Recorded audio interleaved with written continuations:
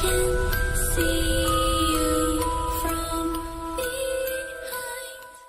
This story happened on the bleak night of November 14th, 1995, in Beijing, China. An old man, some also say an old woman, was waiting at a bus stop at midnight, making conversation with the only other person at the stop, a quiet young gentleman.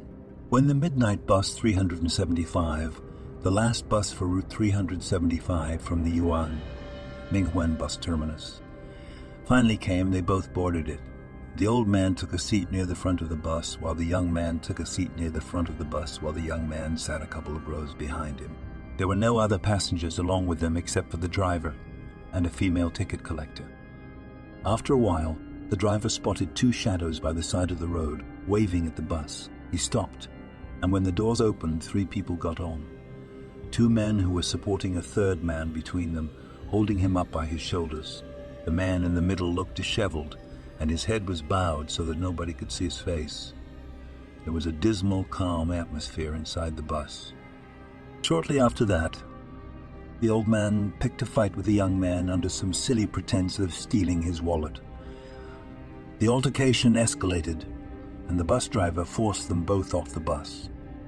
When they got off and the bus zoomed away, the old man was no longer angry. He told the young man that he had saved their lives. Those three new passengers did not have feet. They were floating. They were not living people, he said. After that, they went to the nearest police station to report this event, but nobody believed them. The very next day, the bus company issued a statement. Last night, the final bus for Route 375 vanished, along with the driver and ticket lady. The police immediately chased down the old man and the young man, who were initially assumed to be mentally ill when they tried to report the incident earlier. They were both interviewed on the news. On the third day, the police discovered the missing bus in a water reservoir about 100 km away from its destination, Xiang, Shan, or so-called Fragrant Hills. Inside the bus, there were three very badly decomposed corpses.